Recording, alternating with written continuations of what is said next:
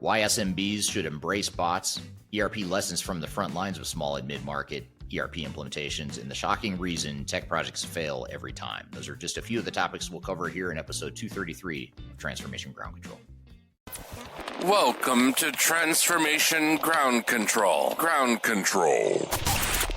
The podcast that covers everything related to digital transformation. This podcast features technology agnostic and international discussions related to digital strategy, software selection, implementation, change management, business process optimization, and everything else you need to know to make your digital transformation project successful. Whether you're embarking on an ERP implementation, supply chain transformation, or any other business or digital transformation, this podcast is for you. Now, here's your host, Eric Kimberling. 5, 4, 3, 2, 1. Ground control to make it fun. Hello, welcome to Transformation Ground Control, the independent tech-agnostic view of digital transformation, including strategy, people, process, and technology. Thanks for being here today.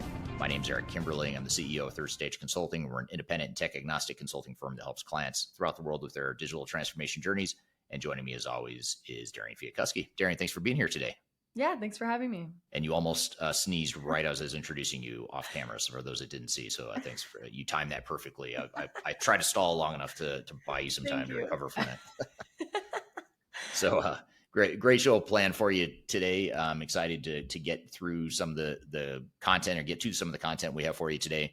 We're going to talk a lot about small and mid-market companies. So if you're part of a small, mid-market, high-growth organization, if you're a private equity-backed organization, this is an episode you don't want to miss.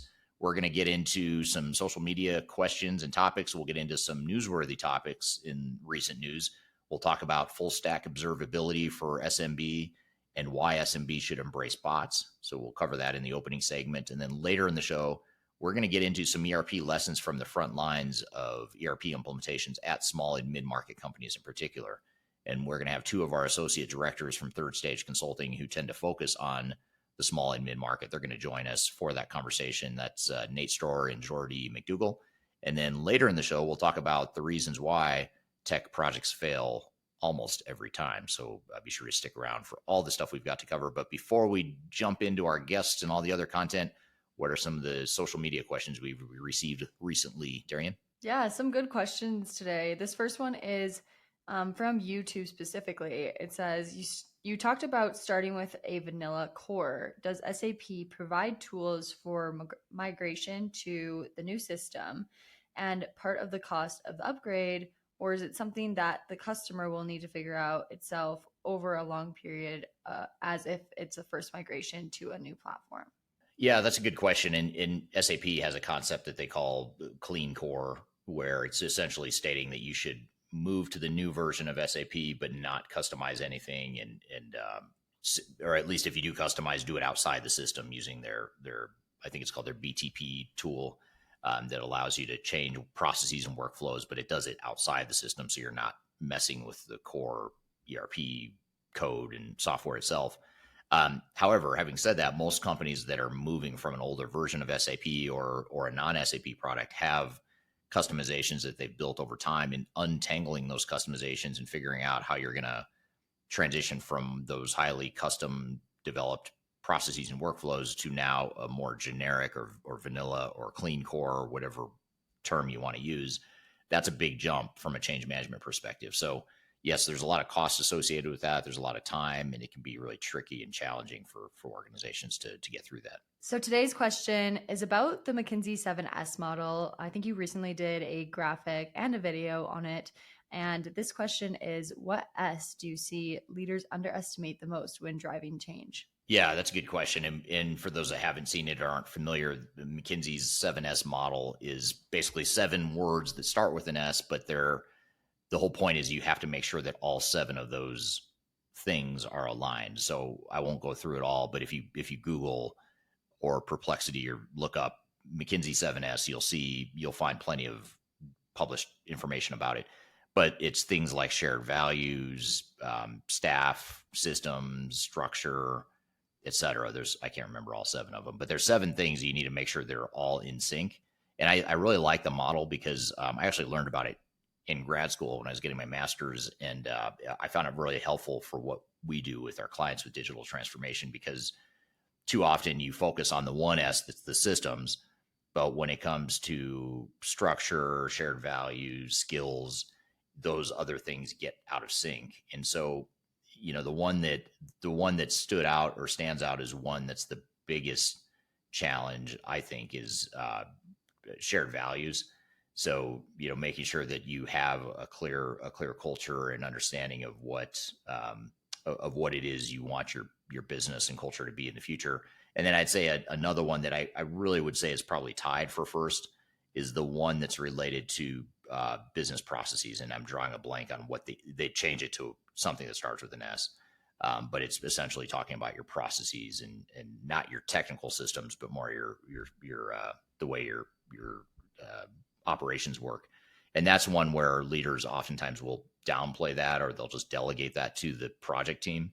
And it's really important for leadership to have a clear definition of, this is what we want our process to be. Now, you could certainly get input from your team and you want to ask input from your team, but at the end of the day, you have to have a little bit of top down, like, this is what it is and this is what we want to accomplish.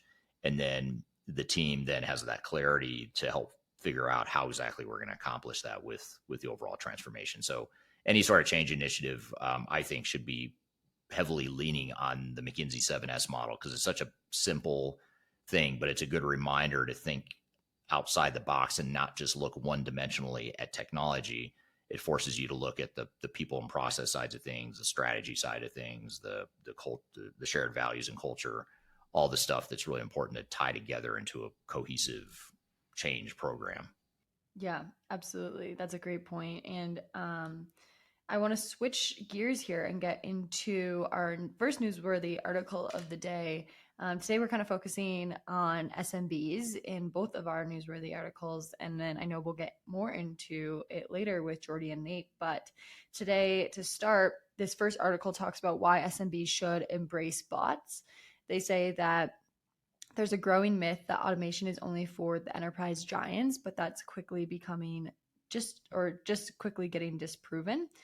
Bots, especially those powered by AI, are now more accessible than ever, and small businesses are quietly adopting them to gain a serious edge. We're not just talking about like a website chatbot, but today's bots can handle internal tasks like automating payroll, streamlining onboarding, and managing back office operations. Tools like Microsoft Copilot and Salesforce Einstein are starting to serve the SMB market, helping lean teams do more with less. Here's what the article says is the most powerful. Automation doesn't replace human work, but it amplifies it. By offloading repetitive tasks, small teams can focus on strategy, customer experience, and innovation. And as AI becomes more intuitive and platforms offer plug-and-play automation tools, SMBs get in that early, are setting themselves up for being able to scale faster, stay lean, and compete in ways that simply weren't possible 5 years ago. So to start, Eric, the question really becomes, are small businesses really too small for bots, or are they actually ones that are going to see the most benefit from bots? Well, I think that there's a lot of benefit that bots can bring to the table for any size company. And one of the things that I think is really interesting about AI is that there's a term that's been thrown around in the industry that it democratizes technology for any size company. So you don't have to be a really large company to take advantage of bots. We even are starting to use bots in our company in terms of how we interact with people in our sales pipeline and in other ways. And we're looking at AI to automate a lot of our finance functions and things of that nature. So there's a lot of value in AI in that it's not just game changing in terms of what it can do potentially for organizations, but also just the fact that it's fairly and relatively cost effective, and you could do it at a lower risk in many ways than you could a big ERP system where you're completely ripping out the guts of your organization and changing it all, which is super painful. But I will say that the biggest risk of AI, in my opinion, is the collision between, or the intersection or collision, depending on how you look at it, between the technology itself and people. So people are going to be disrupted by AI and bots. And so making them part of that solution and helping figure out how AI and bots can be used within your smaller mid-sized company is really important. The technology, the tools are out there. If you're using Salesforce, or if you happen to be using even QuickBooks, or some more rudimentary technologies, I mean, they're all rolling out AI and bot sorts of capabilities. And so there's a lot of different ways you could be using it. I think it's just a matter of making sure you have a clear understanding of where the priorities are and where you want to focus to get started on AI, because it can be almost overwhelming as these vendors just throw out tons of functionality that you could be using with AI. Yeah, absolutely. And what kind of internal processes are ideal then for automation, specifically in small businesses, in order to use bots? Well, you mentioned payroll. That's a good one, because it's anything that's highly redundant and repetitive. Those are good ones for bots, because you could have the bots now manage those redundant and call it normal processes.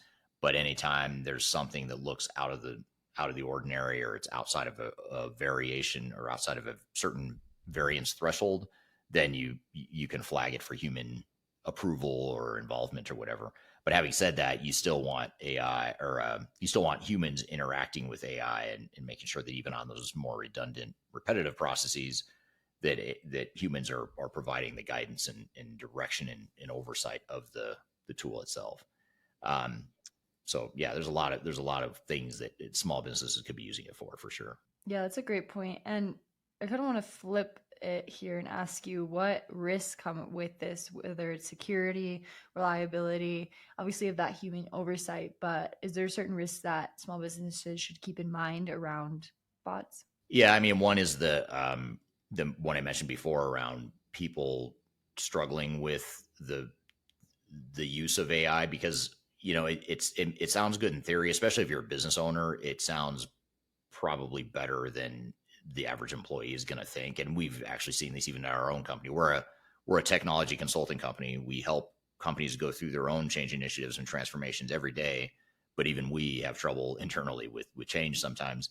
And so you have to have just a clear understanding of where and how AI is going to affect people, because people will feel threatened by it, especially if they've been around for a while, or if they were part of helping you build the business with their own tribal knowledge and their own tools that they might have created, like Excel spreadsheets or whatever. So now if you bring in AI to take the place of some of that it takes away a sense of pride and perceived value to the organization. So that's one of the big risks that's hard to identify and put your finger on, especially as a business owner, because people may be excited on the surface about AI, but then once you get into the details of what it looks like, that's where they tend to freak out or panic a little bit. But I think the other one, you actually alluded to it in your question. The other is security, and more specifically, intellectual property protection.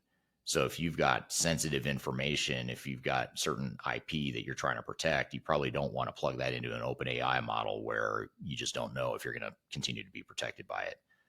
So that's something that you definitely want to consult an attorney on, and we've had an attorney on here in the past that's talked about that exact topic. So that's one piece as it relates to security, is just the security of your own data, your sensitive, confidential information and IP. And then there's also the issue of potential cybersecurity attacks. So when you use AI and you create these agents that are plugging into some of your other systems, now all of a sudden you've exposed all these different agents to potential attacks. And it's not even just your core system or systems you have to worry about. It's the bots and the agents you've got to be thinking about as potential liabilities from a cybersecurity attack risk perspective. For sure. And I saw a video the other day on actually ChatGPT. Their CEO was talking about how there isn't protection. You can plug anything into ChatGPT, but you don't have protection, and that can be used against you in certain situations. And he said this is especially alarming for the younger generation that is using ChatGPT. So what do you suggest to companies that are having younger employees? They have access to maybe sensitive data, and maybe they know their employees are using ChatGPT. How do they get them to not plug that sensitive data into the AI? Well, so much of it is just training and awareness, training, communication, and awareness, making sure that people understand that. And it's also, setting policies around it. If you if you're an accounting firm and you have sensitive client financial information, then you need to have a policy of where they can or can't use AI to analyze that data. Now, you also want to, the other part of it too is just even backing up before that is making sure you've got the right AI tools to where you've got your own LLM and your own, I'll call it an instance, even though I don't think it's really called an instance, but it's sort of like your own version, your own four walls of AI where the data doesn't go anywhere outside your organization. And that's usually, that's a lot of times the difference between some of the free open AI tools where you don't have that wall between data I might enter about myself and my company versus what you might enter about yourself and your company, versus like a more paid version or a premium version of AI where they have designated LLMs where it's your own model learning about you, but it's not sharing the information that that you teach it or that it learns from you or that is confidential because you're entering the information. So I think just understanding what kind of AI tool you have and how it treats data is an important first step. And then from there, you can set the policy around it and then train and communicate people accordingly. Yeah, absolutely. Super interesting for sure. And our next newsworthy article I want to get into is also for SMBs, but it's just talking about the observability for tech stack and like what small businesses are using for their tech stack and how they are figuring out what they're all using, whether it's good or they need some work, different things like that. So what this article says is when we talk about full stack observability, most people picture sprawling enterprise systems with massive IT budgets, but that's changing fast. Small to mid-sized businesses are starting to take notice. In today's IT environments, they're obviously more complex than ever with the amount of technology that there is out there and how fast it's changing. You've got cloud services, hybrid infrastructure, third-party apps, remote endpoints, all creating kind of blind spots if you're not paying attention. The article says that there is some good news, though, that new observability tools are becoming more accessible and more essential. Think dashboards that surface performance issues in real time, AI tools that detect anomalies before customers do, and platforms that unify logs, metrics, and traces into one view. Experts from this article say that observability isn't about fixing what's broken. It's about proactively managing IT health, improving uptime, and reducing fire drills. For SMBs, that can mean fewer support tickets, faster response times, and better customer experience, all without hiring a full NOC team. With this, Eric, one of the main questions was, how can SMBs make observability a core part of their IT stack, even with limited resources that they have? Just like any technology implementation or technology initiative, you need to make sure that you've got, availability of resources to commit to the project. You need to make sure you've got strong leadership and clarity around why you're doing the project and how the project will support your longer term goals. And you also want to make sure that that observability piece of it is tied into your overall IT strategy and roadmap. So making sure that you've got, prioritization and understanding how this relates to other IT initiatives you might have or other systems initiatives you might have. So really, I'd almost treat it like any sort of technology initiative. I'd treat it very similarly in terms of the prioritization, the strategy, the roadmap, the clarity of what it is you're trying to accomplish, and then ultimately making sure you've got the resources and a realistic plan to deploy it.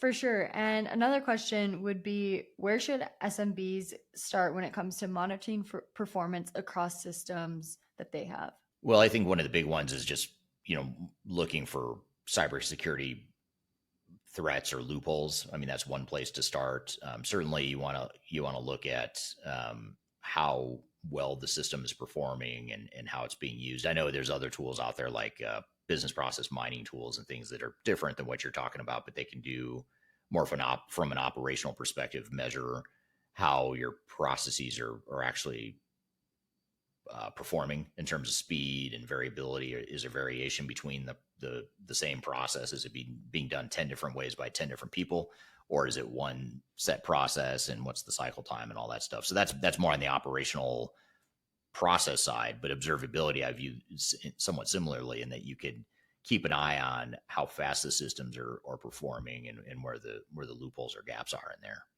Yeah, absolutely. Well, super interesting things for small businesses to consider for sure from the newsworthy articles today. But I'm excited to dive into more conversation about small businesses with Nate and Geordie today. Yeah, we at Third Stage do a good mix of big multinational, multi-billion dollar companies that work with us and in our part of our client base, but we also work a lot with small and mid-market companies too. So it's always fun to compare and contrast notes on how they're different. And so we're going to bring on two of our associate directors, Nate and Geordie, from the Third Stage team. They tend to focus more on the small and mid-market companies. So we'll bring them on and we'll talk about what the things are, what are the trends and lessons from having helped so many organizations that are on the small and mid-market. What are some of the lessons from those projects? We'll bring them on to talk about that. And then later in the show, we'll talk about why technology projects fail, both for small and mid-market companies, but even for larger companies as well. So we'll get to all that and more in just a moment. But first, we're going to take a quick break. We'll be back with more Transformation Ground Control.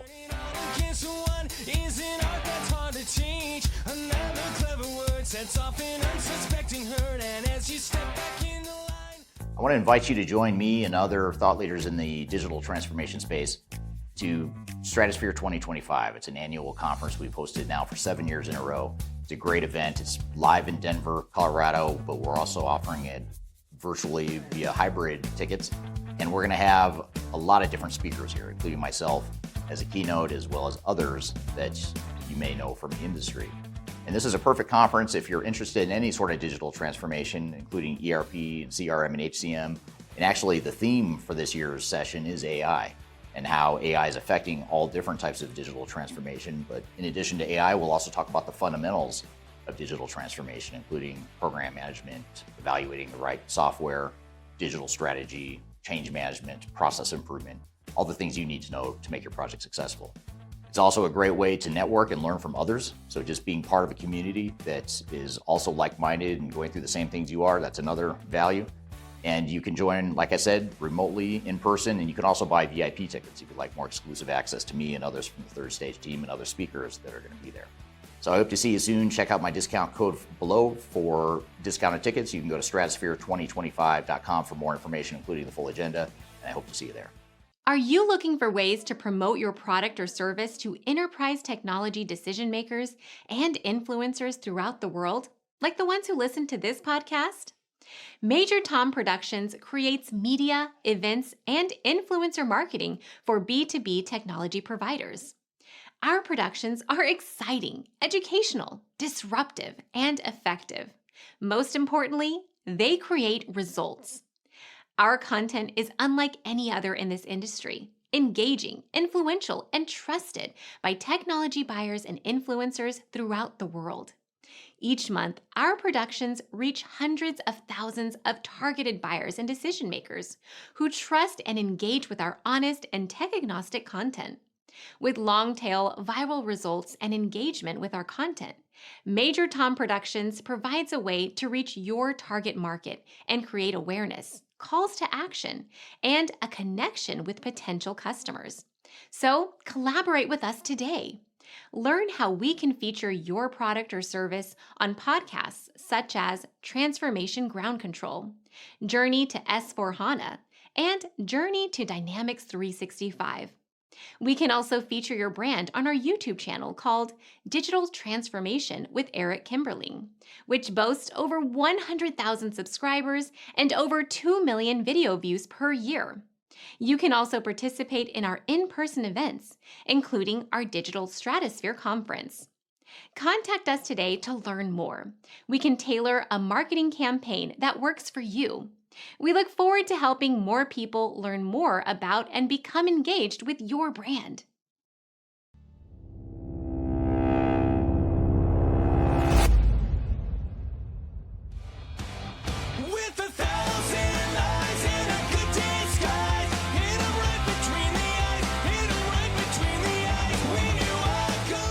Hello, welcome back to Transformation Ground Control, episode number 233. This is Eric Kimberling. I'm here with Darian Chwialkowski. We're both with Third Stage Consulting. We're an independent and tech-agnostic consulting firm that helps clients throughout the world with their digital transformations. And this podcast is meant to provide everything you need to know about digital transformation from a tech agnostic and independent perspective. So thanks for being here today. You can find new episodes of this show every Wednesday at transformationgroundcontrol.com. I'm excited for our next guest. Both have been guests, I think, separately or as part of another panel, but I don't think I've ever had these two together on the show at the same time. This is Geordie McDougall and Nate Stroeher, who are both associate directors here at Third Stage Consulting. And the reason we want to have them on here today is because they're sort of leading our charge in the small and mid-market as it relates to our smaller and mid-market clients. So we wanted to have them on to talk about some of the trends and lessons and things that they're seeing in the small and mid-market space as it relates to ERP implementations, but not just ERP. We're talking about digital transformation, AI, CRM, whatever technology or technologies you might be considering as part of your smaller mid-market. So with that all being said, thanks for being here, Nate and Geordie. Okay, hi, I'm Nate Stroeher, and I have been in the consulting field for about 25 years and have worked everywhere from started with more of a finance focus. We did a lot of finance transformation working primarily for the office of the CFO, and then it's since have shifted my focus to include more broad spectrum, more of the change management and focusing on some of the smaller to medium-sized business clients here at Third Stage. So happy to be on, and thanks for having me today. Yeah, thanks for being here. And then Geordie, thanks for being here. Tell us a little bit about yourself. Thanks. Yeah, my name is Geordie McDougall. I'm also an associate director at Third Stage. Hopped right into consulting out of grad school. Started on the delivery side as a consultant, and then have worked up into this role. Throughout my career, I've been a part of many different selections, implementation readiness efforts, and then implementations as well. So big focus on process improvement, change management, and kind of everything else in between there. Great. Yeah, and it's you've gotten to see quite a variety of industries over the years and types of different sizes of companies. I know you've worked with some larger organizations. You both have worked with some very large organizations, and you both have worked with some smaller and mid-sized organizations. So this will be fun to really compare and contrast how these small and mid-market companies compare to one another. I'm going to leave a question here for the audience. Where are you joining from? What industry are you in? So I'd love to hear in the chat if you don't mind dropping that in there. While the audience is answering that question, though, Nate, I want to start with you and talk a little bit just to get started on we'll start with the technical side of things, even though I don't usually like to do that, but we'll start there because I think a lot of people joining here today and a lot of small and mid-market companies, they come in to talk to Third Stage. And they'll ask us the question of, well, what types of technology should I be looking at if I'm a small and mid-market company? How would you compare, or how would you say small and mid-market companies differ in the types of technologies, whether specific vendors or the categories of technologies that they typically consider? How is that different than a larger organization? I think that the key difference is the technologies available to a small and a medium-sized business. And not only that, the biggest challenge once you figure out what the technologies are available is taking your solution and scaling it big enough for the future so that you allow yourself to grow. So you're not shoehorning yourself into a solution that 2 to 3 years down the road, you're going to need to jump right back into upgrading to a bigger solution. So there's always that delicate balance between amongst our small and medium-sized business clients that you want to get big enough that you allow yourself to grow, but you don't want to outgrow your capabilities. With larger size organizations, they're usually locked into a solution that's designed more for the larger organizations. And as they grow, the system already has room for expansion. With our smaller and medium-sized business clients, we start with that first conversation, and that is, where are you now and where do you want to be in 3 to 5 years? And really making sure that the solution satisfies their current needs, but allows room for growth in the future. Yeah, that's well said. In Geordie, I don't know, do you see a pattern of like specific types of vendors that you see more commonly in small and mid-market companies compared to larger ones? I know like a large company might consider an SAP S/4HANA or a Oracle Fusion, Microsoft D365. What are do you see those same systems with small and mid-market companies, or do you see different ones as well? Yeah, I think it really depends on which industry you're working within, but typically we do hear often, the NetSuites, the Acumaticas, SAP Business One, Epicor, Kinetic, lots of these familiar names, but it really does depend on what industry the organization is in, and then also what business case they're trying to solve. So maybe for some of them, it's more of a best of breed approach where they want to just connect many different solutions together rather than just having one overarching ERP system. So it really kind of ranges, but typically we hear those common names that you'd expect. Yeah. Yeah. And it seems like a lot of them are, especially the smaller ones, let's call it the ones that are less than 50 or 100 million in annual revenue, give or take. They seem like a lot of them are going from like a QuickBooks, sort of a non-ERP. They've got a basic accounting system or maybe they're running on spreadsheets, or maybe it's some combination of different technologies. But then it seems like a lot of these small and mid-market companies that we work with, it's their first ERP rollout. And that's really what I want to hone in on is, how is that different, or what should you expect if you're transitioning from like a QuickBooks or a Xero or spreadsheets, paper, whatever you're using? How do you transition from that to an ERP system? And how is that different than doing it at a large multinational company? And so that's what we'll get to here today. I want to turn to the audience real quick and just say hello to a few people that have chimed in. Thanks to those that are already commenting to my question on where you're joining from, what industry you're in. Leonard on LinkedIn is joining from Nairobi, Kenya in international development. Thanks for being here today, Leonard. We have Luke on LinkedIn joining from Durban, South Africa. He's a Treasury One implementation consultant, and love to hear your feedback, Luke, on what you see in the small and mid market as well. Saeed on LinkedIn is joining from Paris. He joins European companies in the integration of Dynamics 365, Business Central, and F&O. That's a really interesting point because Microsoft Dynamics has two solutions within D365. You have F&O, which is finance and operations for larger organizations, and then you have Business Central, which is typically more of a small and mid-market solution that competes commonly with NetSuite and other some of the systems you just mentioned, Geordie. Dan Fury joining on LinkedIn from Chicago, IT consulting, and more specifically, he's IT consulting at Third Stage Consulting. So thanks for being here today, Dan. We also have Lean joining from LinkedIn from the Netherlands. Service and parts, logistics, and industrial equipment is his area of expertise or his industry. And then Brian from Denver, Colorado on LinkedIn, been on both the software and service side of D365. We have Owusu on YouTube joining from the multimedia industry. And we also have Dennis joining from, I almost blocked you, Dennis. Sorry, I did not mean to block you if I did. Dennis joining on LinkedIn from India. So thanks for being here today, Dennis. And then we have someone else joining from Germany, although I can't see who it is for some reason. Sometimes my stream thing doesn't show me the names of people, but someone on LinkedIn is joining from Germany. So whoever you are, thanks for being here today, if you know who you are. So thanks everyone for chiming in on where you're joining from today.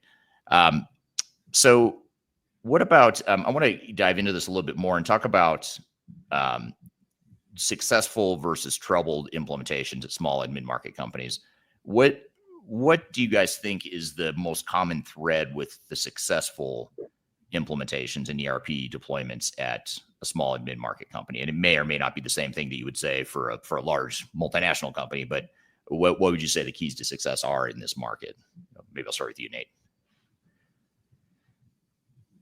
Yeah, I think the number one is realistic expectations of the capabilities of your resources to handle this change and to handle the effort that's required for an engagement like this.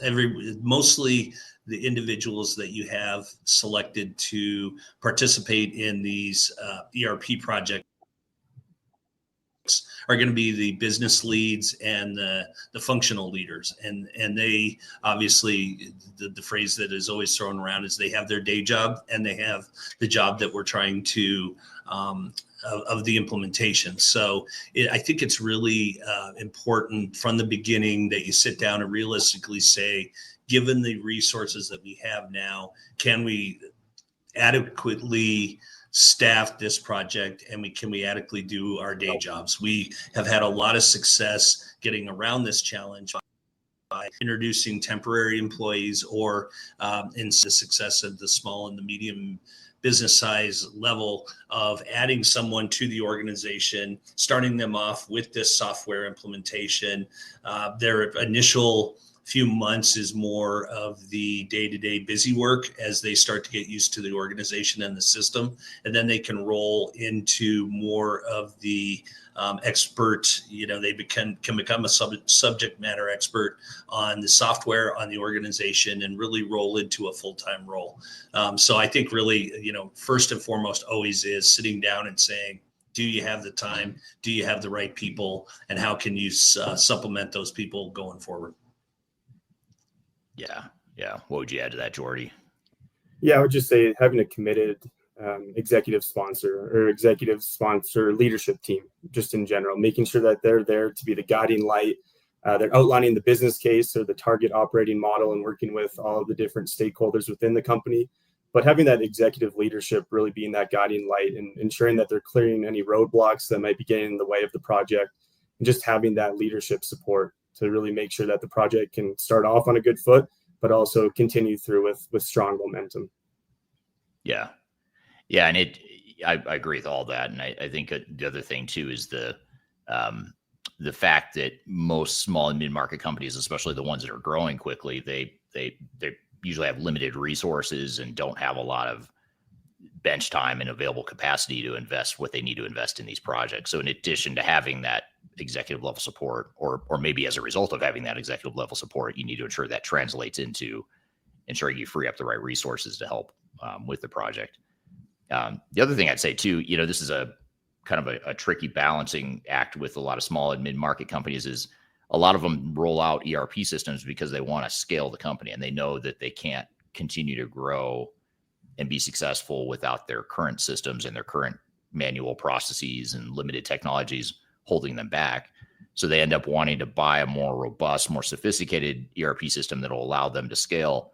But it seems like there's a bit of a balancing act that's tricky there, as far as making sure you don't overcomplicate things and sort of slow down your business to a grinding halt because you've overcomplicated things with an over-engineered ERP solution versus, you want something that's going to improve you, give you more scalability, but not so much so that it just, it's overkill for who you are and who you're trying to be in the short term. So have you guys seen organizations struggle with that, or how have you seen them navigate just the decisions around, are we going for long-term scale? How do we balance out long-term scale that we need in the future versus who we are today and the realities of who we are today and the flexibility and the nimbleness we have today? Have you guys seen that be a challenge with small and mid-market companies? Yeah, for sure. I think. Go ahead. Go ahead. Yeah, you go. No, I think, and Geordie, definitely, we've seen this, and he and I have been involved in and talking to a lot of organizations over the last few months. So we'll kind of tag team this answer. But I think that one of the most important things is to take off bite-size chunks as you go. So if you are going from, again, Eric, you mentioned QuickBooks, and I can't tell you, probably 90 to 95% of our calls, QuickBooks has something to do with either the past or the future of the organization. They've used QuickBooks. So when you go in from a software package like QuickBooks to an ERP, I think it's really important to not try and get all the functionality out of your new platform that you're implementing. Set a realistic time frame for going live and getting basic functionality and getting a good feel for the system. And then in 3 months, 6 months, 9 months, really starting to add some of the functionality, some of the dashboard capabilities, some of the reporting capabilities that these platforms offer. And with the addition of artificial intelligence, with the addition of the ease of creating dashboards and reports, I think it often can get very overwhelming when you start to think about what you want. So we often tell our clients, get the package in, get comfortable with it, get your feet on the ground, and then start to look at what the system can do going forward. So don't expect a full 100% solution at go live. Really try and build up to that in the first year and a half. Right, and just to add to that also, I would say that kind of ties in well to the selection of the ERP system.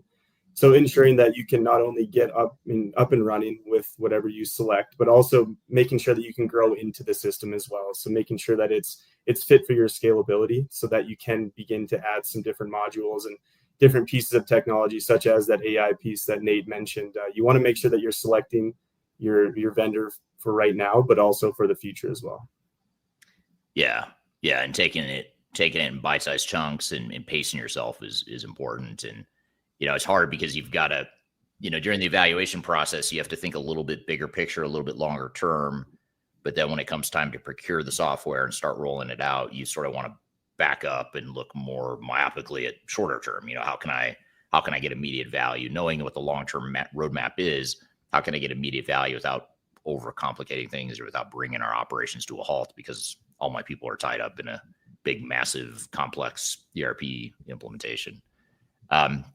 What about timeframes? I feel like timeframes, you mentioned upfront, Nate, realistic expectations. First of all, let's start there. I mean, you talked about realistic expectations, and one of the expectations that we often see get misaligned or people get out of sync on is on timeline. So a lot of smaller businesses think, we're small, it's not that complicated. And that is true. You aren't as complicated as a larger counterpart. But I think in the small and mid-market, I feel like expectations are more mismanaged or even more mismanaged than they are with big companies, because I think, in my opinion, and I want to see what you guys think, whether you agree or disagree on this, but it seems like a lot of times, software vendors will come in with a small business offering that makes it sound really enticing as far as, I'll pick on NetSuite for a moment, although this is not limited to NetSuite, even though I'm picking on them right now.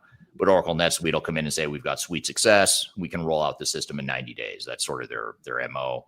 And they probably can implement technology in 90 days, but your ability to change and train your people and change your processes and get operational and functioning on that technology typically is going to take a lot more than 90 days. So what advice do you guys have for organizations in terms of managing expectations and just making sure they're realistic about the time and cost and complexity and risk and all that stuff that they're taking on with these sorts of projects? Geordie, I'll let you jump in on that one first. Yeah. Okay.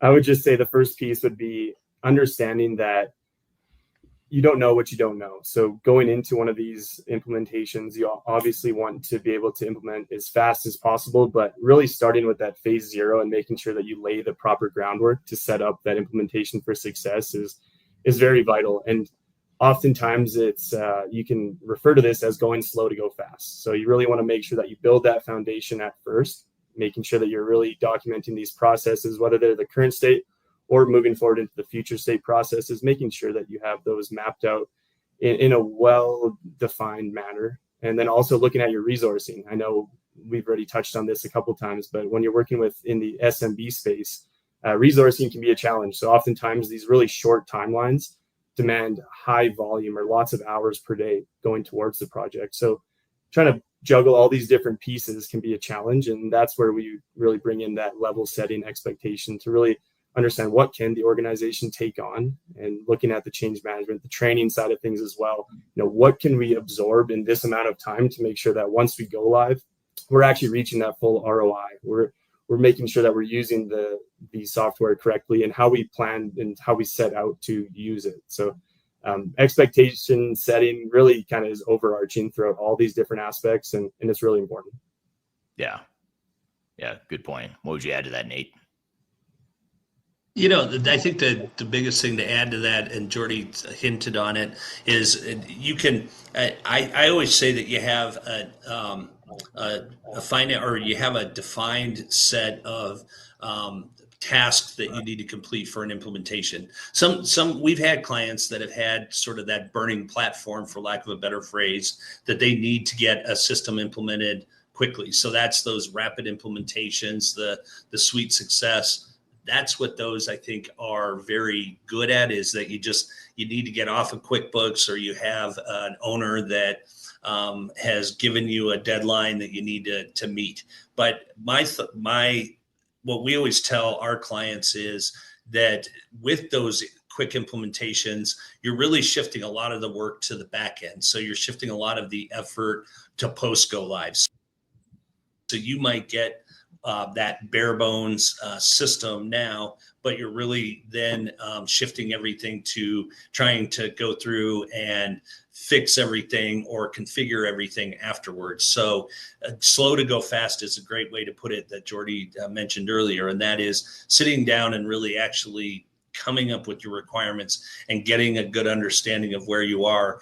I always say that when you do that, you're able to move a lot faster once you've hit that mark. So again, kind of getting your shoes tied and getting ready, and then you can take off for the sprint versus trying to get everything moving while you're running down the trail. Yeah.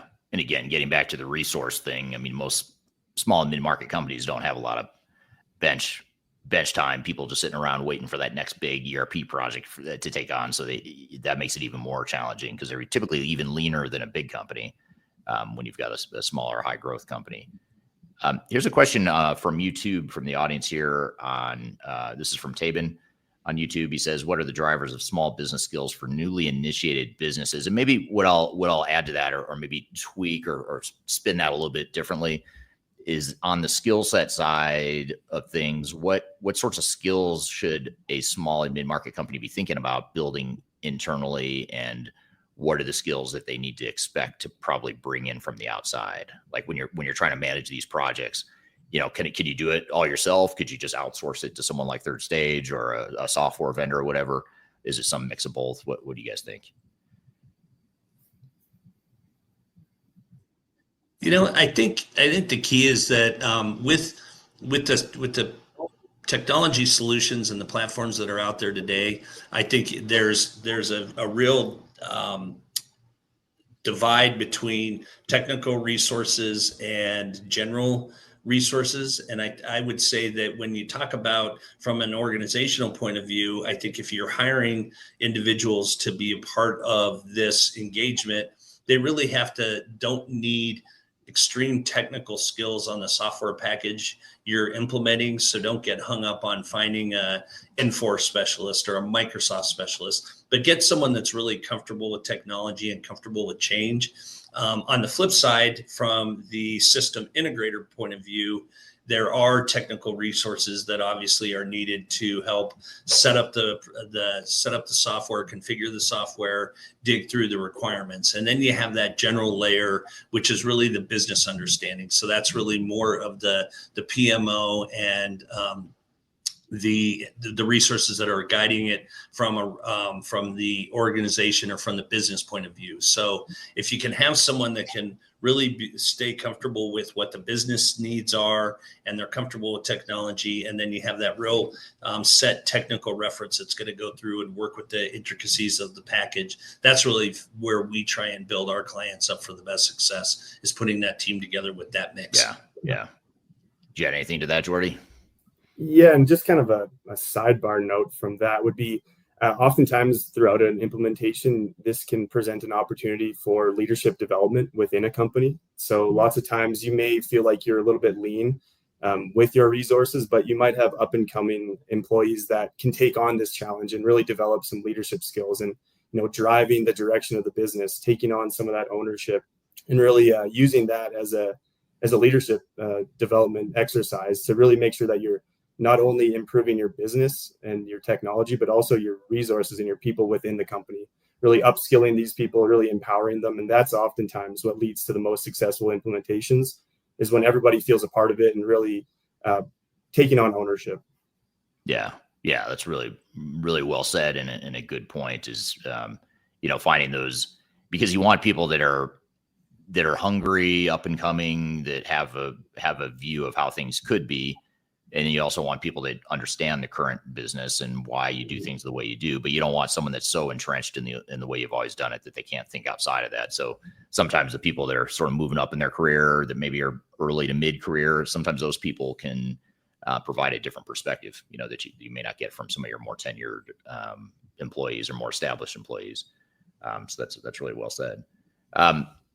So I want to ask the audience too. I'm curious to hear from the audience. What do you think the keys to success at small and mid-market companies are when you're looking at ERP implementations? What are the things that you've seen be successful? I know we've got some consultants that are listening in, and some software vendor related people. So I'd love to hear your feedback on what you think the keys to success are. What makes successful small and mid-market implementations, how's that different than what you might expect to see at a larger counterpart as well?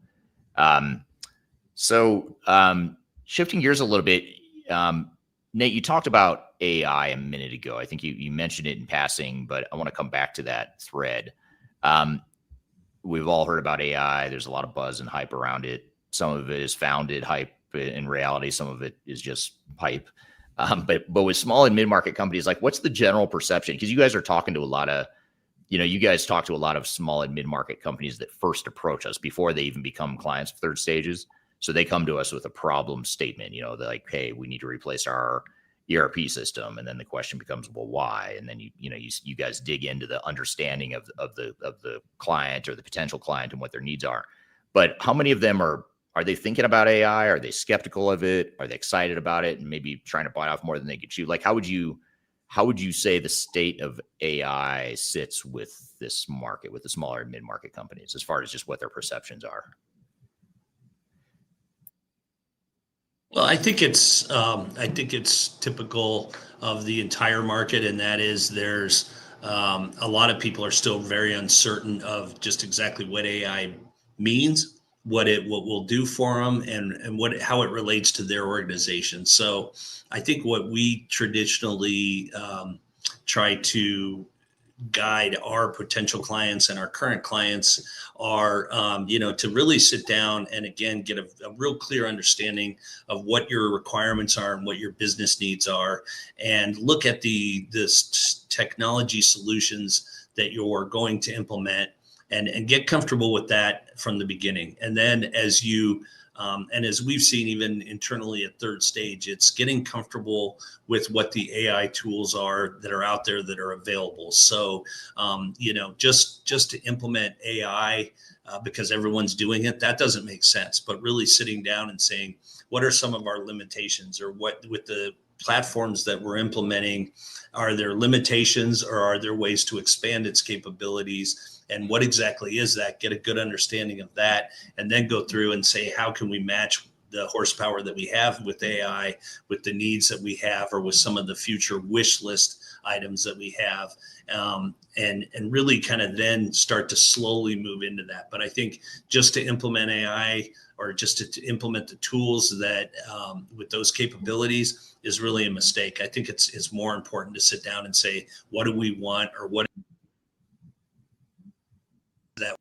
that we want together. Yeah. What do you think, Geordie, when you're talking to particularly when you first talk to a potential client, how often are you hearing AI come up from them? I know we could talk about it all day, but how often are they saying, hey, we really want to figure out how to use AI in our business? Or are they more just, more not even at that point yet? Or how would you describe their interest in AI?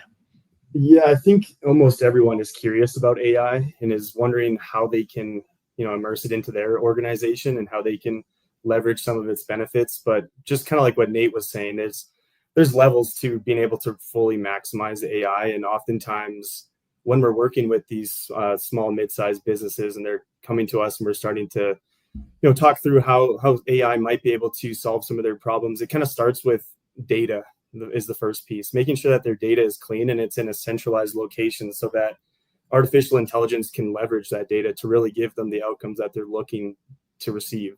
So lots of times it's kind of going back and really making sure that we can clean up the data first before even really opening that conversation to AI. You look at something like demand forecasting, of course we'd love to use AI to leverage that, but it starts with the data. You need at least, let's say a year's worth of data to be able to pull on from the past to then come up with these demand forecasting reports. So that's just a brief example in the way that, there's foundations and there's levels to building up to that AI point. And it's usually a pretty open conversation. Many of these business leaders understand this, but it's just a matter of kind of trying to map out the timing of when we could start to look at AI and how that would look. I'm here with Nate and Geordie from the Third Stage team. We're talking about lessons from ERP implementations at small and mid-market organizations. We've got a lot more to cover. We'll be back with more Transformation Ground Control. I met her in a club down in Old Soho where you drink champagne and it tastes like Coca-Cola. I'm excited to announce the release of our 2025 Digital Transformation Report. It's available now on the Third Stage Consulting website, www.thirdstage-consulting.com. This report gives you an unbiased, technology-agnostic insight to help you optimize your organization's projects for success. Get your copy today using the QR code in front of me or on our website. Are you looking for ways to promote your product or service to enterprise technology decision makers and influencers throughout the world, like the ones who listen to this podcast? Major Tom Productions creates media, events, and influencer marketing for B2B technology providers. Our productions are exciting, educational, disruptive, and effective. Most importantly, they create results. Our content is unlike any other in this industry, engaging, influential, and trusted by technology buyers and influencers throughout the world. Each month, our productions reach hundreds of thousands of targeted buyers and decision makers who trust and engage with our honest and tech-agnostic content. With long-tail viral results and engagement with our content, Major Tom Productions provides a way to reach your target market and create awareness, calls to action, and a connection with potential customers. So collaborate with us today.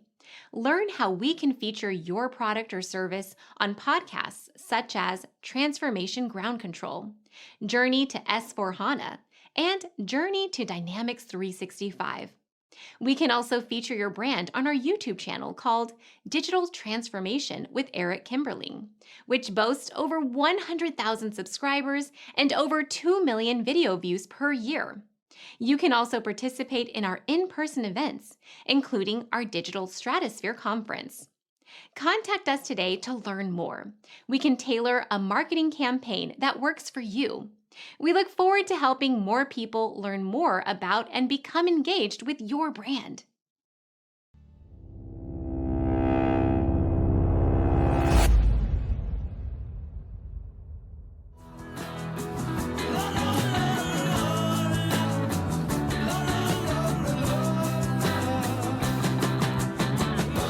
Hello, welcome back to Transformation Ground Control, episode number 233. My name is Eric Kimberling. I'm with Darian Chwialkowski, and you have new episodes of this show you can find every week at transformationgroundcontrol.com. And I'm here with Nate and Geordie, and we're talking about lessons from small and mid-market ERP implementations. Sometimes it seems like the small and mid-market is a little more skeptical of technology than in a good way. And many times it's a good thing where they sort of take it with a grain of salt a little bit more. Or they, because they've got a business to run, and a lot of times it's a smaller group of people. They're just trying to do their jobs, and they don't want to get too distracted by whatever the newest buzzword is. But I think there are a lot of opportunities for even small businesses to take advantage of AI, which is pretty cool, because now all of a sudden it feels like with AI, the good thing about it is it brings such a powerful capability to the masses. You don't have to be a big company to really take advantage of AI. You don't even have to have a big fancy ERP system necessarily to take advantage of AI, especially when you get into generative AI and some of the day-to-day workflows that you could be embedding Copilot, or a tool you may already have. You could start using AI in some ways like that, which is pretty cool. And I don't remember a technology in my career where that was the case, where it was just as accessible to smaller companies as it is to larger ones. Couple of comments here coming in from the audience. This is in response to your comment, Geordie. This is from Alcinda on LinkedIn. Says, such a fresh, understated perspective, how this kind of change is an opportunity for leadership development. I agree. That's a really well said or well stated statement there around how you can use it as an opportunity to grow your team and to grow your next layer of leadership within the business. Another question here from Dan on LinkedIn. Dan says, before implementation is also a time to consider process optimization, capture the pain points in the current state, identify the root causes, and translate them to initiatives to improve the organization. And Dan, for those that don't know, is a process guy who's on our third stage team. So he tends to look at things oftentimes through the process lens. But I want to ask maybe a follow-up to Dan's comment here, in that, how broken, when you look at a small and mid-market company, are their processes as broken, and is what Dan is saying here, is that as important for a smaller company that hasn't been around as long, perhaps, versus like a large company that's been around and they've had lots of time to, for lack of a better word, screw up their processes and let them get outdated? I think that what we hear oftentimes is that the client will come to us and say, we don't really have necessarily processes. We're looking to just kind of re-engineer all of them. We're not tied to anything. We really want to just make sure that we select a solution that we can really use, and then we almost want to adopt some of the best practice processes that the solution has out of the box. And that's kind of a fine line there. I mean, the term best practice is kind of a little bit of an interesting word in the industry, but I think it's something that you can really leverage, especially as a small to mid-sized business. Obviously, you're still going to have your unique requirements that make up your secret sauce that got you to this point, but there are also ways that you can leverage those best practice processes and kind of integrate the two to build out these future state processes where maybe you're not looking so much at the current state because you know that it's very manual. It's kind of shooting from the hip, and that's that entrepreneurial spirit that got the company to where it's at. But now it's that merging of, what are the best practices, what's offered out of the box, out of these given, let's say, top 3 softwares you're looking at, and then how can we integrate the unique requirements and maybe configure some of these processes to fit you, to make sure that you're still unique and still, leveraging that secret sauce that makes the organization successful. Yeah, that's good point. I wonder though if like with NetSuite or Acumatica is another system you guys mentioned earlier on, or Microsoft Business Central. You look at these systems and they're pretty flexible. I mean, nowadays these systems are getting more and more flexible, where you can do basic configuration, you can use low code, no code development tools to change the way the software works, or change the workflow to modify to fit your business without necessarily changing the source code. And these cloud providers are getting better at providing those tools that give you that flexibility. But with that flexibility comes a challenge that you're alluding to, Geordie, which is, well, then what's best practice? If I have to go in and define what the workflow is anyway to fit my business, then what exactly is best practice? And so, that's the tricky part when you do what Dan said, and I'll pull up his comment again because he has a lot of packed in here. But he talks about capturing pain points in the current state, identifying root causes, and then translating them to initiatives to improve the organization. I think what he's talking about here is really important because you want to have that sort of blueprint or roadmap and vision of what you want to be operationally. And Geordie, you used the term target operating model a few minutes ago. It's the same kind of thing. Like how do we define what we want to be when we grow up, and what do we want this to look like? And then how do we use the technology to support that? If you go in cold and just say, we'll just take the software and use it the way we want, you still have a bunch of decisions you have to make. And that's what's going to slow down your project and make it cost more, is you taking the time to decide that stuff midstream while the vendor's waiting for you to tell you what to build, basically. So I think it's a tricky balancing act that a lot of small businesses smaller businesses don't fully understand how it affects their business and their overall initiative. Here's a question from LinkedIn. Darian on LinkedIn asked a question here. What's one achievable AI use case for a mid-market company just getting started? And maybe, I'll broaden that a little bit, whether or not you're just getting started as a small business or you've been around for a while. Do you guys have examples of where AI is actually being used? Or if you don't yet, because it is so new and we're just getting through that first big wave of implementations involving AI since it hit the mainstream. If not, what are maybe an example or two that you're seeing the vendors offer small and mid-market companies that seem intriguing to you guys? I think one of the biggest areas where AI can help you is through reporting and analytics. Once you get a good platform in place, and once you get a strong knowledge of what the system is, what was traditionally, even probably 5 years ago, you needed someone with a really good reporting background to sit down and write your reporting and develop your analytic tools that you're going to be using in the future. AI is has really allowed you to, and I don't want to simplify it to get down into these what if scenarios, but AI has really allowed you to sit down and say, I'd like to look at this, I'd like to look at this, and I'd like to see what the overall effect of the general market is on our sales, or what the overall effect is on the demand or the supply side of our business. So really, like if you look at, I was just reading an article about the capability of AI using Excel spreadsheets, and how a common user like us can sit down now and write some really amazing graphs and reports on Excel. You take that to the next level with an ERP package, and the AI components that are embedded in the platforms that people are implementing. It really gives them an idea and a platform and a way to sit down and say, okay, we'd like to look at our business this way, and we'd like to look at our business this way. You can do all this without having an expensive report writer or having that expertise within your organization. Yeah, that's a good point. How about you, Geordie? Are you seeing any cool examples of how AI is or could be used for smaller businesses? I kind of would just echo what Nate was saying there with the reporting, being able to slice and dice information and really get to that answer that you're looking to get to in such a quick, automatic response way. But that was kind of the main one that I would say and really say is beneficial for lots of different companies. Yeah.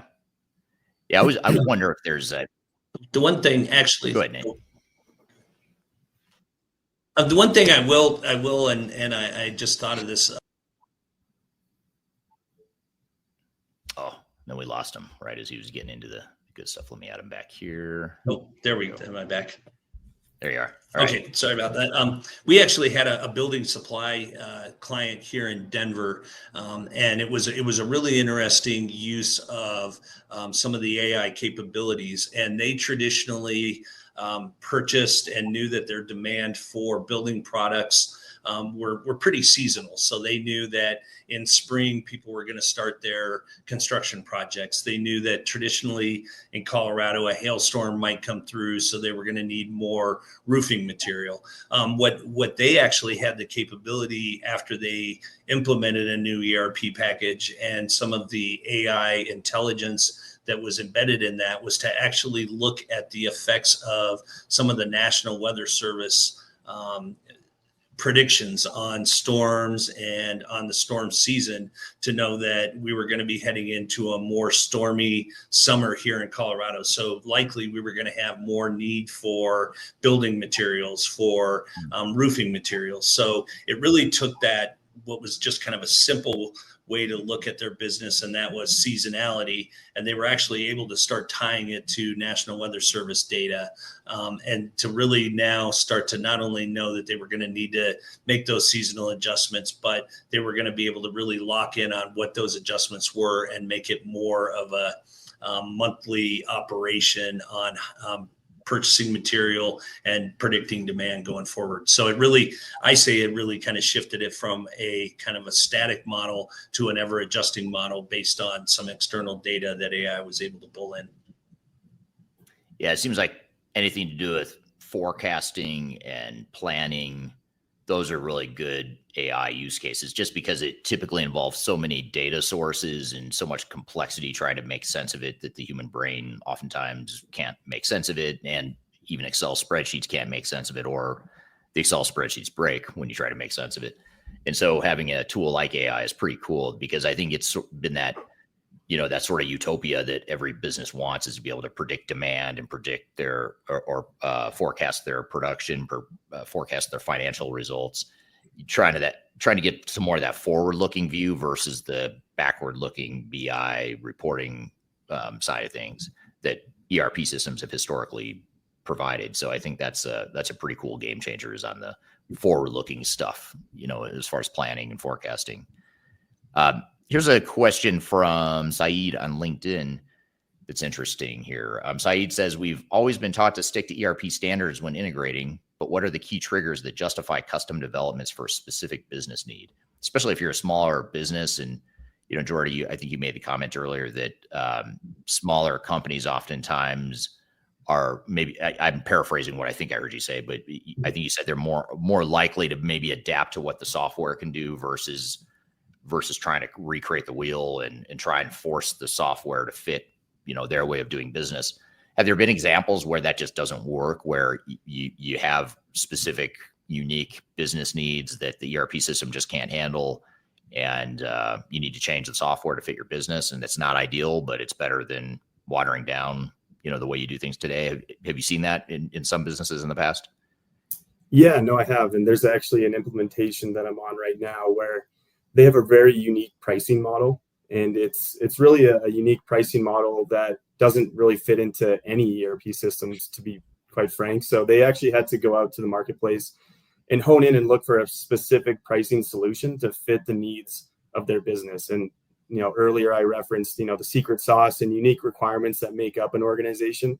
This is one of their different differentiators that they need to hang on to. So they can't really adapt or change the way that they're pricing their services, just because that's what separates them from the competition. So they, rather than customizing the ERP or adjusting their processes, they actually went out to the marketplace to find a best of breed pricing solution to really fit the needs of those select unique requirements. And that's one way that we see lots of clients, whether that's in the SMB space or this example is a larger multi-billion-dollar company, but you see it across the board that there are certain requirements that are unique, and you kind of have to keep those because that's what makes up your business as what it is today.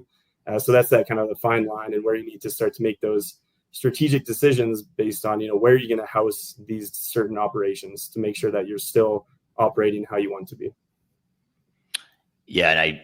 And I know which client you're talking about there. And it sort of brings up another thought or question here around single ERP system that can do everything, or multiple systems that can do certain things really well. And then you tie together those systems. I know with larger organizations, it's more common, and we're seeing a movement with larger organizations where they say, one single monolithic ERP system is not the answer for us. We'd rather have more of a interoperability sort of model, or a best of breed model, where we take maybe some of our legacy systems, we replace them, and some of our legacy systems, maybe we keep them, even if it's just in the short term, but we tie those systems together and maybe layer on some AI tools on top of it.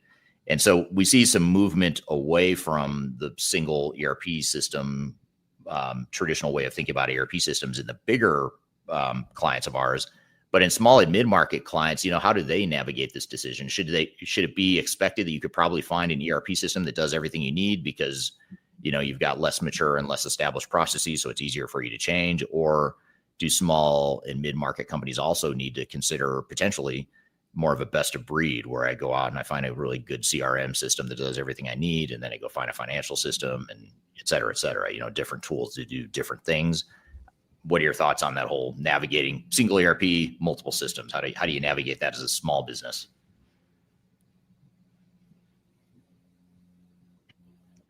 But I think the key, and this, again, sorry for using an overused consulting phrase, but I think really the key is you've got to make sure that the technology is supporting the business and not the other way around. So not that you're adjusting your business based on your technology needs. And I say that because I think when it comes down to it, and if you have a technology like a single ERP package that can really support the entire business, there's going to be some areas within the business that are going to be affected because you're not going to be able to satisfy everyone 100%, no matter what the platform is. But I think really it's sitting down, and when we start with our clients, we sit down with that executive visioning session, and it's really, again, trying to look at what are the exact needs of the company. So we had, for example, a client a few years ago that were very member-based, service-based training, and when it was all said and done, we were originally going to help them with an ERP package, but sat down and said, what's really most important is that CRM piece of the package. So can we put in sort of that best of breed CRM package, and can we put in just more of a vanilla financial package and really allow the business to be supported by that CRM package, which is really the strength and really where they needed most of their adaptability and adjustability. And really, at the end of the day, the financial package didn't really need any adjustments. It needed to be a very cookie cutter implement, just the solution that was there. So I think it's really sitting down and again asking that question of how do we really need to be supported as a business? Can that be taken care of with a package that's out of the box ERP, or do we need to adjust the technology to support our business? Yeah. Do you have anything to that, Geordie? No, I mean, one of our other directors, Mitch, he often kind of uses this analogy where you're looking to plug a hole in a boat. So each organization is looking to plug that hole. So, whether it's multiple different best of breed solutions that's going to plug that hole, or if it's a large ERP that can plug most of it, and then maybe there's still a couple little holes that you want to fill in. So you have lots of flexibility in today's day and age, and it's really, what helps you get to that business case that you're looking to solve and the most efficiently. So kind of echoing what Nate said, you have flexibility and what's the best fit. Yeah. Really well said. What about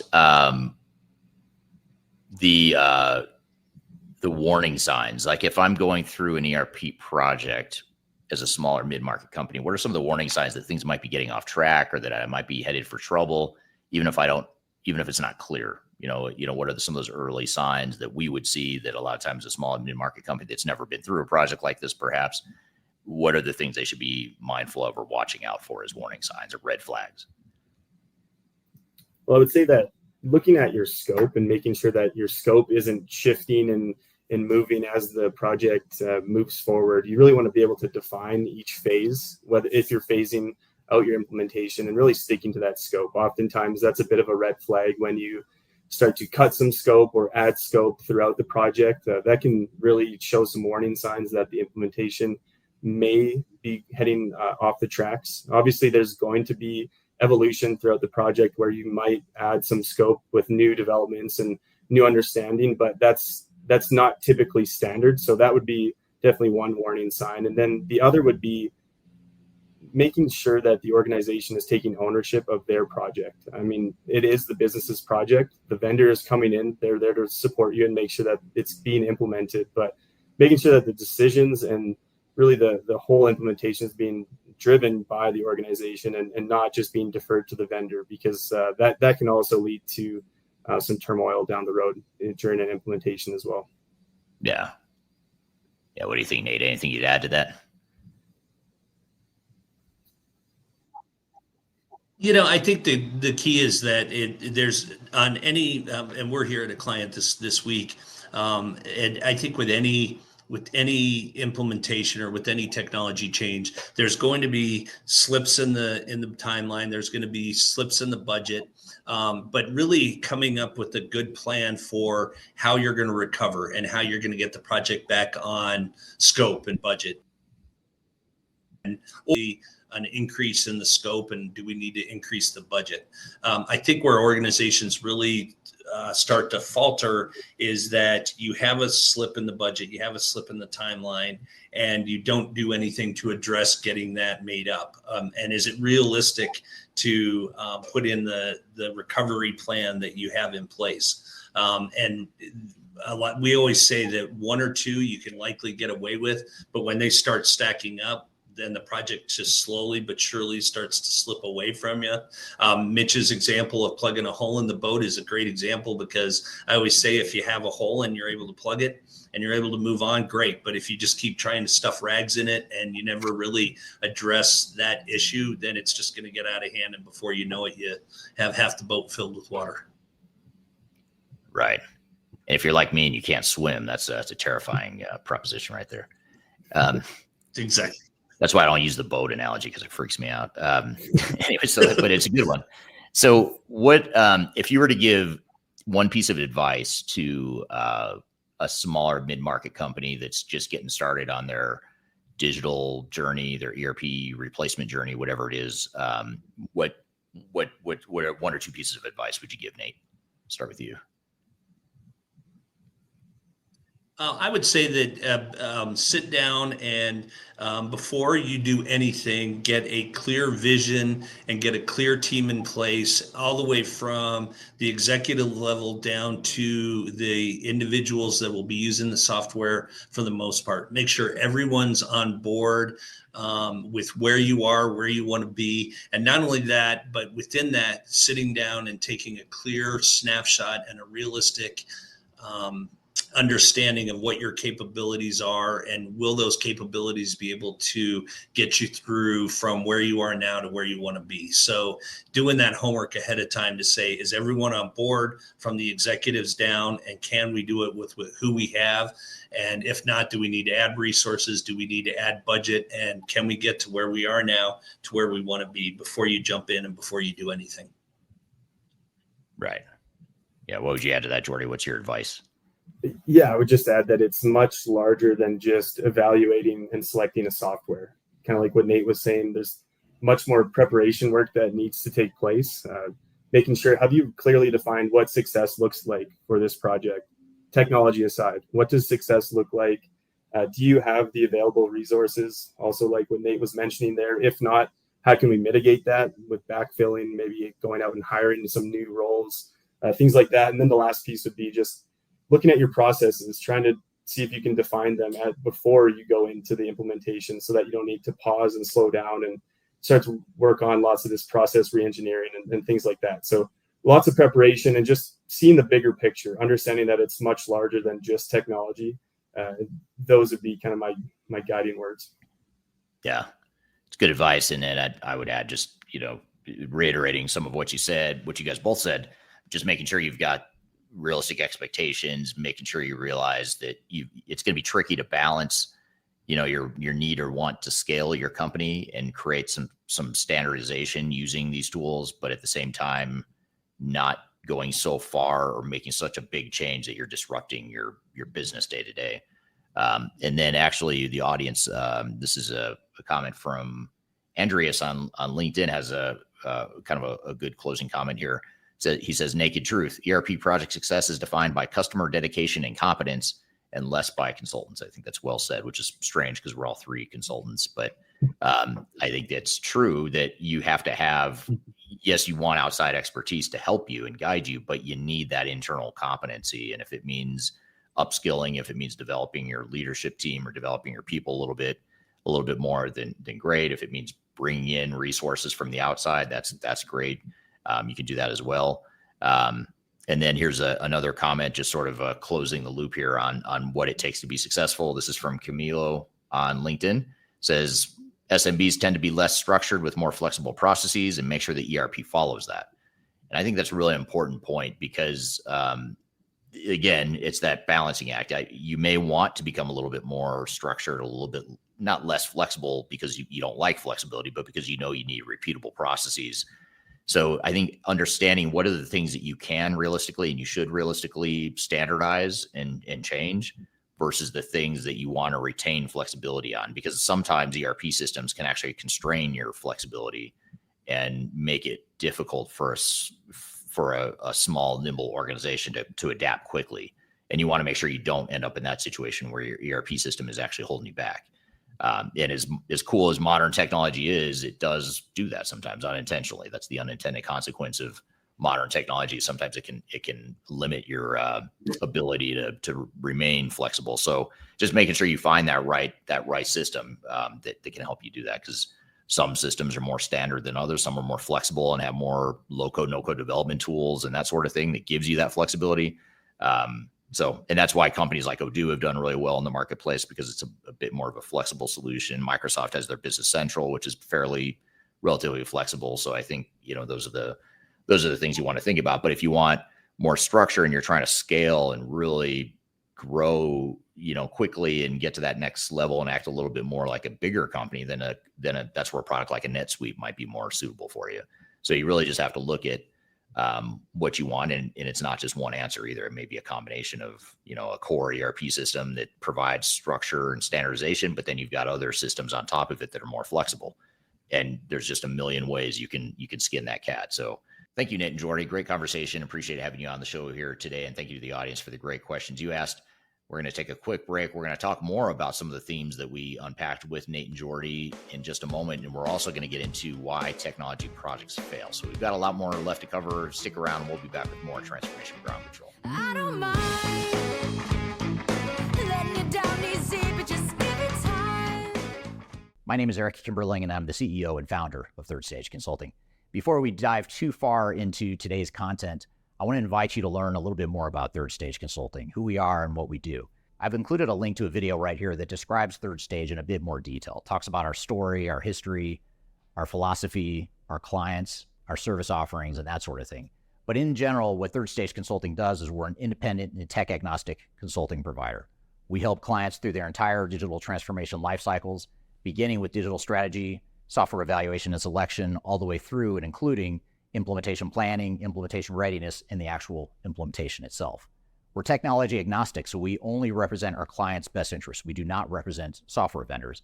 But having said that, we work very closely with software vendors, all the leading players that you can imagine we've worked with, both in helping clients evaluate and select them, but also in helping clients implement those solutions as well. So we have a very broad, objective, agnostic view of the market that is meant to really represent your interest as you go through your digital transformation. I also encourage you to scan this QR code right here to get access to our resource center. This resource center has a ton of information, a ton of ebooks that are free.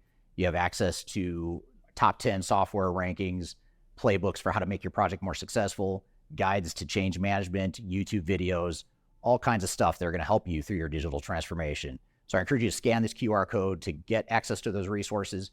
And please feel free to reach out to me directly to brainstorm ideas about your project. Even if it's just informally, you want to bounce around some ideas and get some informal advice, I'd be happy to spend some time with you. So feel free to reach out to me. I've included my contact information below. You can also find it in the description field of this video as well.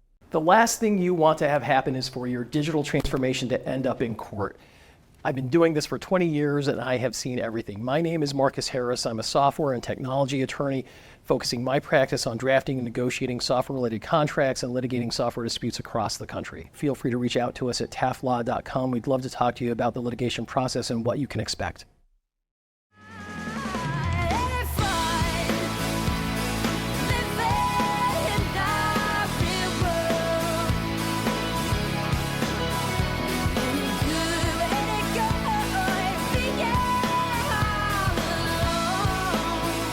Welcome back to Transformation Ground Control, episode number 233. My name is Eric Kimberling here with Darian and Chwialkowski. The show is sponsored by Third Stage Consulting, which is an independent and tech-agnostic consulting firm that helps clients with their digital transformation journeys. And you can find new episodes of the show every Wednesday at transformationgroundcontrol.com. So, Darian, we just had Nate and Geordie on the show. We talked about small and mid-market ERP implementations. What were some of your thoughts and takeaways from that? Yeah, I thought they made some great points overall. Definitely a lot of lessons that they both have. That we could definitely learn from, or small businesses can learn from for sure. I have a couple of follow-up questions for you, Eric, based on some things they were saying.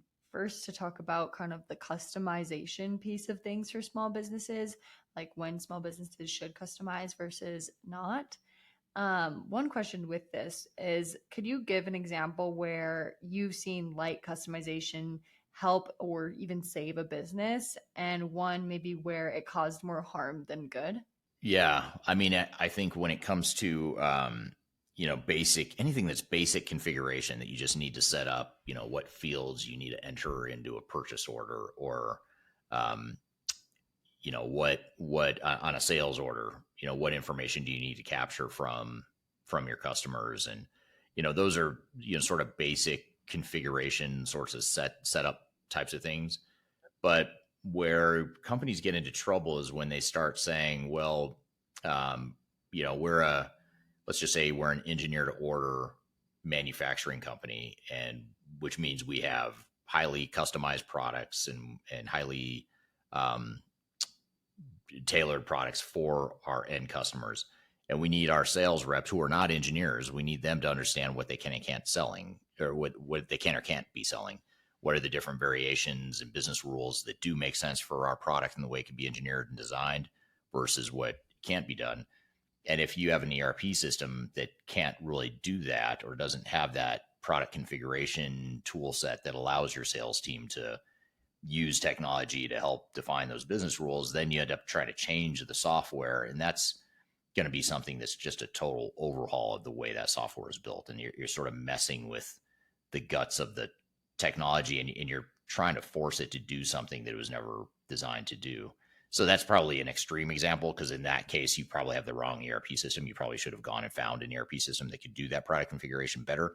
But we have seen that where a client picks the wrong software that can't handle the complexity of their business, and then they try to force fit the software to fit, this more robust or more advanced way of doing things. We actually see it a fair amount with NetSuite, in manufacturing environments where companies will try to take NetSuite and turn it into this complex make-to-order, engineer-to-order sort of tool set, which is really not. I mean, they are getting better and they are adding more robust functionality, but that's an example where you don't want to push the system too hard along those lines. So, and I'm not picking just on Oracle, on NetSuite or Oracle here.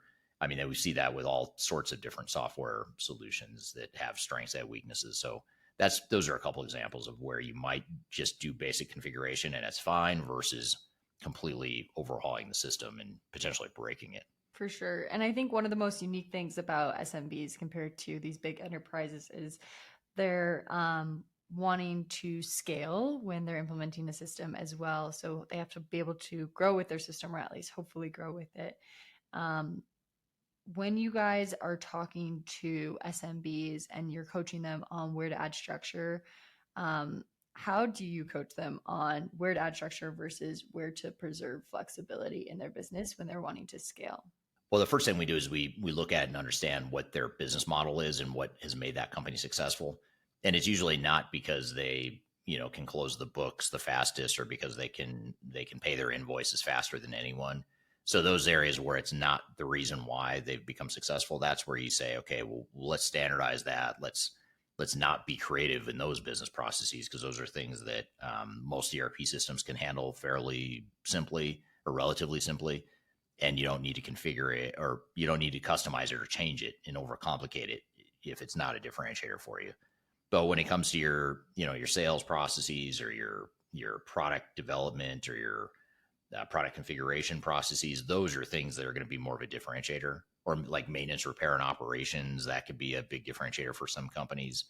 So those differentiators, that's where you say, okay, we're going to be more likely to customize here, or we might need a third-party bolt-on system, or whatever the answer is probably going to add. That's where the complexity and risk is with the project, is in those areas of differentiation. So I would just create two lists of what your business processes are, the ones that are critical to your business success and the differentiator for you as a business, and then the ones that are important, but they're not going to differentiate you from your competitors or even from other industries. Yeah, absolutely. Well, it was a great conversation with Nate and Geordie today. It was great to have them on again. Yeah, absolutely. And we love talking about small and mid-market companies. It's always fun to shift gears and focus on the unique needs of that space. And we're gonna shift gears a bit here again and talk about why technology projects fail, and not just, this is actually a universal topic or point of discussion around why so many of these projects fail at both small companies and large companies.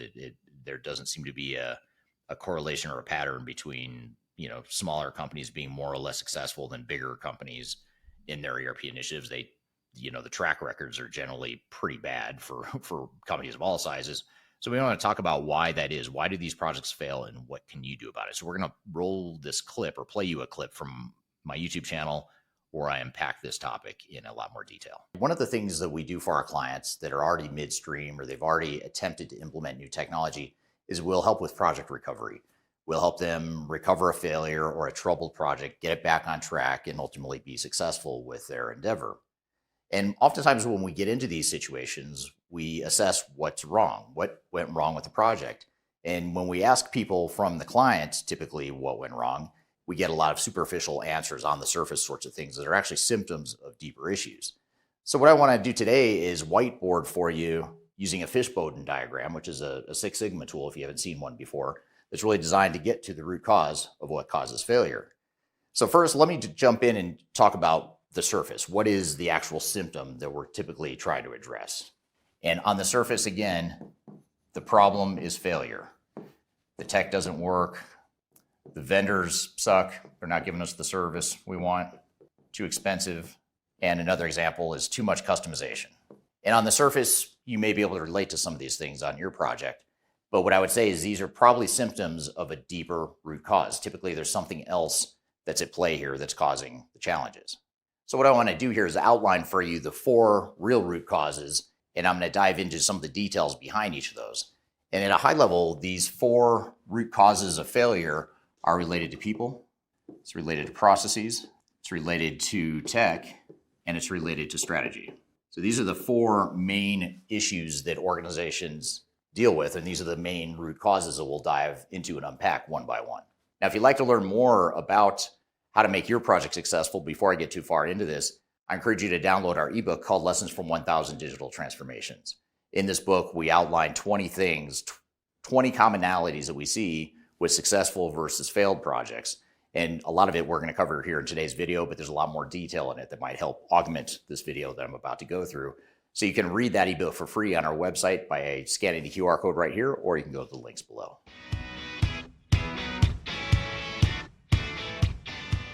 So let's start with the people root cause that leads to failure. What do we mean by people? And by the way, you've probably heard people, process, technology. I added strategy because strategy and planning and upfront parts of a transformation are often the root cause. So we're going to go through each of these one by one, but we'll start with people. So the first and probably most obvious people issue is resistance to change.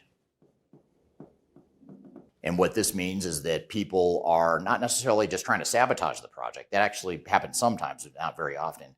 More often than not, it's unintentional resistance. It's fear, uncertainty, and doubt that leads to people pushing back and resisting the change. And this is just one of many things that could ultimately lead to failure. Another thing that can lead to failure from a people perspective is confusion. And what I mean by this is that people don't understand what the new processes are going to look like. They don't understand what their job is going to look like. They're uncertain as to whether or not they're going to have value in the organization. Are they going to be part of the organization going forward? A lot of confusion and chaos that goes along with that. And that can lead to resistance to change and other change management issues that will ultimately lead to failure.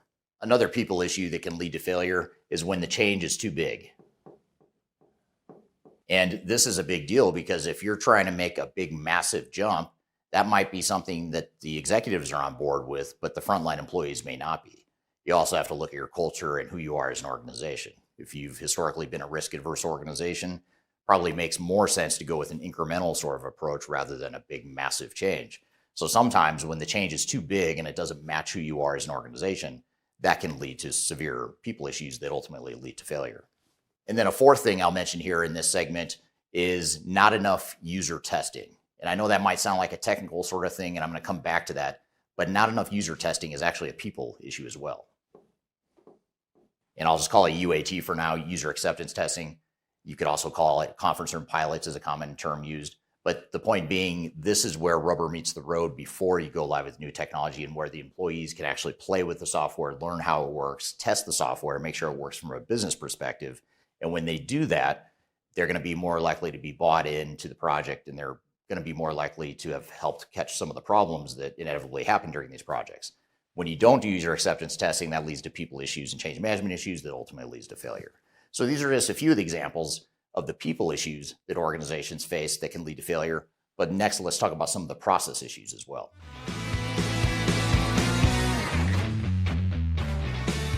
So we've talked about people issues and how that can lead to failure. Now let's talk about business processes and how that can lead to failure. And the first common issue that we see from a process perspective is a lack of business process vision. And too often organizations think that if they go buy technology, the technology will help answer how they're going to run their business processes. This may be true at a very micro transactional workflow level, but you need to define your business processes at a macro level, at a higher level, before you ever start evaluating or implementing new software. Reason for that is because most technology today is so flexible and robust, it can do a lot of different things. And you need to have a clear vision of what it is you want from your system and what you want your future state operating model to look like. If you don't, what ends up happening is the meter is running and you're spending a lot of money while your own team is trying to figure out what you want your business processes to look like and what you want to be operationally when you grow up. So not having that vision is one of the core business process issues that can lead to failure. Another one that I just alluded to is when we defer too much to the software. And In my experience, people give software vendors way too much credit. They give them too much credit for having all the answers for how to run a business, or giving them an out-of-the-box solution that'll help them run their business. It's true in some cases, but in most cases, it's not. Most of the time, the software is built the way it's built. There's no such thing as best practices. There's no such thing as pre-configured workflows. Most of that is a myth and a hoax to get you to buy software. So it doesn't serve you well to defer to the software and abdicate that responsibility to the software or the software vendor.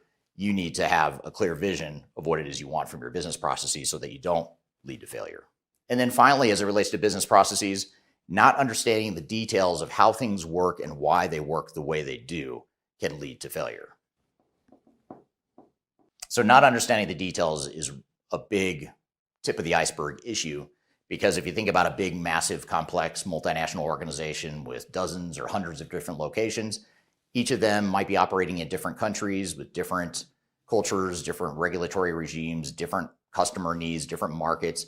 And there's probably a good reason why you have so many different variations in your processes. Not to say you can't consolidate some of them, not to say you can't standardize some of your processes, but oftentimes organizations go in with this vague, broad vision that says we're just going to standardize our operations and move to one single ERP system.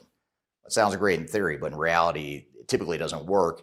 And these details that you don't understand about how things work and why they work the way they do, including potential areas of resistance, it could just be that the people don't want to change, and we need to understand that up front. So we need to understand the details of what we do today, and just as importantly, what are the details of what we want to do in the future, what are the limitations of what we can and can't do in the future, and then we can determine how technology fits that. But these are some of the reasons or some of the aspects of business processes that can lead to failure.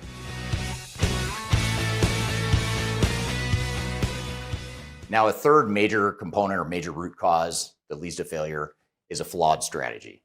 And a flawed strategy typically includes unrealistic expectations. And I'm actually going to put a star by this one because it's so important. It's one of the major top reasons why projects fail.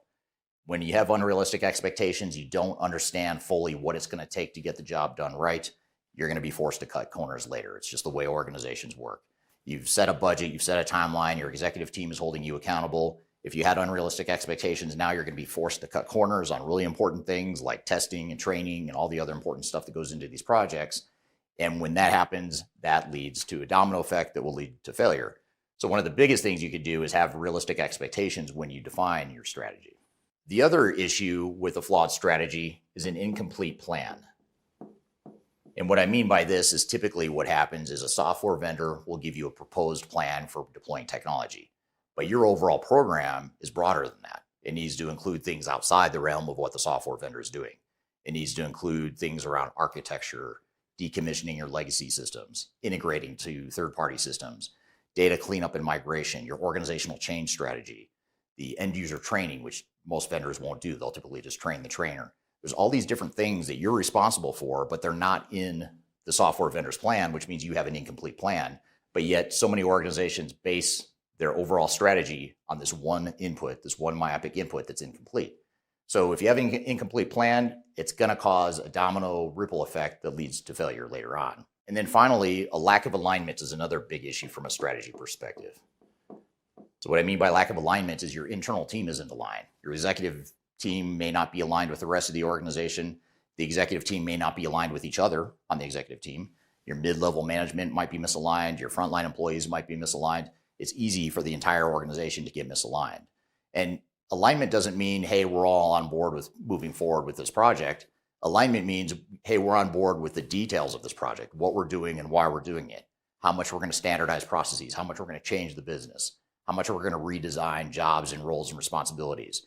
We all have to be on the same page there in order for us to be successful. Otherwise, it's going to create a lot of chaos and confusion, and it's going to throw sand in the engine of your overall transformation, and it's going to cause the engine to stall, and it's going to slow it way down.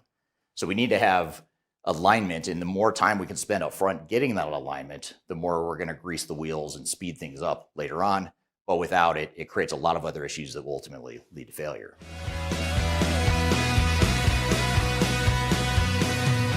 Now, last and probably least, I will admit, technology is probably the least important issue here. These three issues, strategy, people, and processes, are more likely to cause failure points, but technology can in some ways as well. For example, systems not integrating with one another. Chances are pretty slim that you're going to implement one technology and that's it. It's pretty likely that you're going to implement at least one or two or more other systems to bolt on to that core ERP system or your core technology stack. So if you don't have integration between systems, you might have really modern technology, but you're back to where you started with manual workarounds and dual entry of data, really inefficient processes. And in many ways, it doesn't matter that you just spent all this money on new technology because you're not getting the value from it. So lack of integration can lead to other issues later on and ultimately lead to failure. Not enough testing. I talked about that earlier. If we don't test the software and we don't understand how the software works for our business, not just the bugs in the system technically, but how the software is going to work for our business, if we don't do enough testing, we're going to run into big problems when we go live, and it's going to create operational disruption. So not enough testing is another root cause of failure. Poor data. If we have all the new technology in the world, but the data sucks and we haven't cleaned the data up, it's corrupt, there's redundancies, we can't get good reports, forget about AI because AI is not going to work with poor data. Poor data is an issue that may have nothing to do with the technology itself, the software itself, but it does have to do with the guts of how the software works. So you've got to have not only clean data in the new system, but you also have to have good data governance to manage that data going forward. And then last but not least, you might have overcomplicated or on the flip side, oversimplified technology. On one hand, the software might be too simple for your organization. If you're a complex engineer to order manufacturer, for example, you manufacture really complicated end products with hundreds of raw materials and components. That's just a very complex need that not every technology can handle. If you have a system that was built more for high volume widgets, commodity style products, that's going to be a problem. That software is too simple for what you need. On the flip side, if you are a relatively simple company or a smaller company and you try to deploy a software that's too big and too complex, that's going to crush your organization and it's going to be nearly impossible to deploy that software successfully within your organization. So you do have to look at the type of software you're deploying and make sure it fits your operations. But in general, these are some of the reasons from a technology perspective why technology can be a root cause of digital transformation failure. So Darian, that's the video from my YouTube channel where I talk about why technology projects fail, not just for small companies, but for mid-market, large companies, any size organizations. What were your questions or takeaways from that video? Yeah, I think first would be how most companies don't fail because of like the software or there's bad vendors, stuff like that, but they fail because they misdiagnosed the problem. So like the tech isn't broken, but the foundation was. I thought that point was really good that you made. And to follow up on that, can you tell me what the most common like symptom, I guess if you had to like diagnose something, clients blame when their project goes sideways?